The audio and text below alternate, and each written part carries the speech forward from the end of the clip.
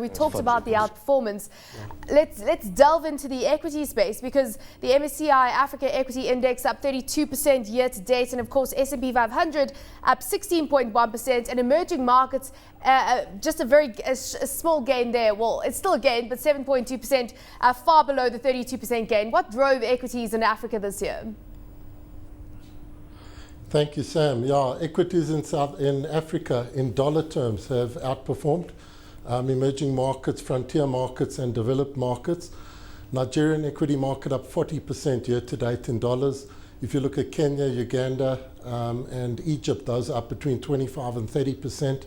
So important to say that they have lagged in 2011 and 2010. And yet with the currencies coming back, you have seen the outperformance in dollar terms. So equity market valuations in Nigeria, we still believe are cheap. And entering 2013, we still hold an outperform on Nigeria, Egypt and Kenya equities. Let's talk about the underperformance we did see coming through from Malawi. That, of course, could be explained by the economic turmoil, change of government there, the stock exchange down 44%. But Zambia is an interesting story. The stock exchange down 16%, yet everyone seems optimistic about the growth story going forward. Are there opportunities in Zambia? Zambia, I was actually there this week on a corporate roadshow. $100 million is the market cap of the equity market, so it hardly trades, and yet you would expect, if you do get in, you would expect a pickup with the rest of the African markets. It is more of a positive story for next year. You had the introduction of SR33. It was just new regulations coming to the market 2012. We are a little bit more upbeat entering next year. Just got to note the liquidity or lack thereof. But we would see opportunities, and I would expect pickup in growth and slowing inflation next year. Talk to us about the performance you saw on the fixed income front for 2012. So far, of course, we've still got a month and a bit left. Okay.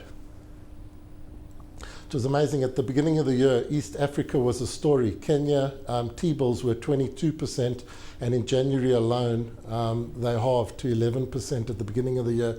So East Africa rebounded. You saw yield compression dramatically in Uganda, in Tanzania, and notably Kenya. In that same period, in the first half, you saw a massive sell-off in West Africa, Ghana and Nigeria yields hitting above 20% in your one-year T-bill. And yet in the second half of the year, we have seen retracement.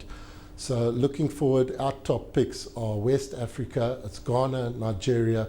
We're looking for yield compression with inflation coming off, parliamentary elections in Ghana, and we would expect that to have a rebound, and that will be after 7 December. So again, 2013, like West Africa.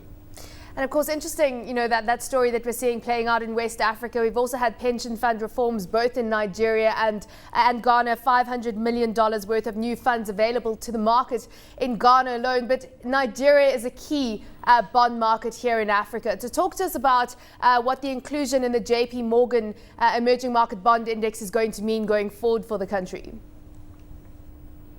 Correct. Nigeria, there's so many positive spin-offs. The pension fund reform just means that we expect pension fund assets to grow by 30% a year in Nigeria. There's capability for them now to invest in select offshore bonds. The new market developments on the Nigerian Stock Exchange that they implemented regarding market segmentation puts it more in line with global standards. If you look at Ghana, you've got that $500 million from their three-tiered pension system coming into the market. We've seen new gold ETF being listed. So you're seeing a lot of more liquidity coming into the markets. And again, it's aligning to international standards. It's encouraging foreign investors to come into play.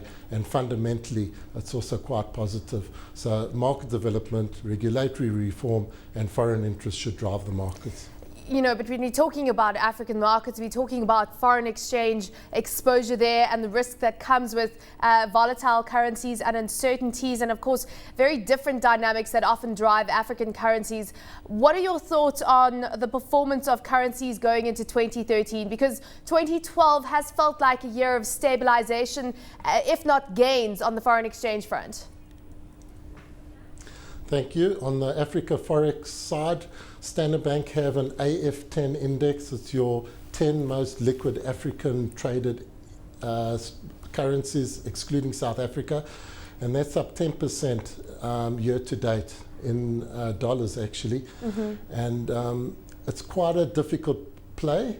And why I'm saying that is because it's low correlation, it's portfolio diversification. When you look at Africa currencies, they are so different region by region.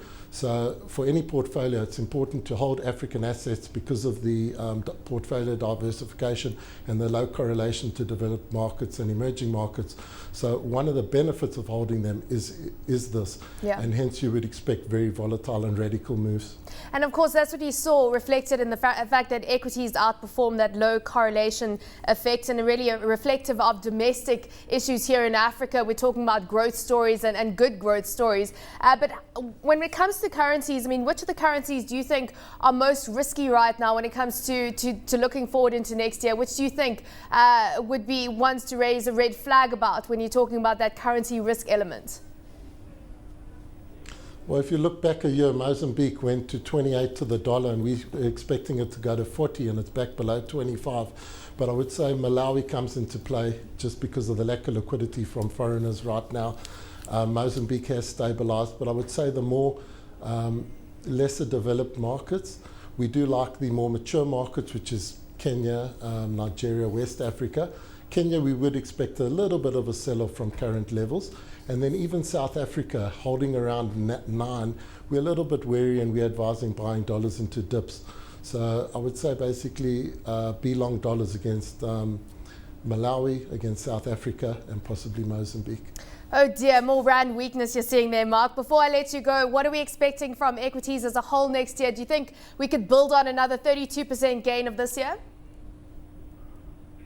What we do like, you look at Nigeria, it commands the bulk of the liquidity in the SSA, Sub-Saharan Africa space. How's this? The dividend yield currently is 8.6%. Your PE, 1 year rolling, is below 7 times PE, and they're looking for 87% forecast earnings growth. So price to book on your financials, which is 40% of your all share index, is less than historical too.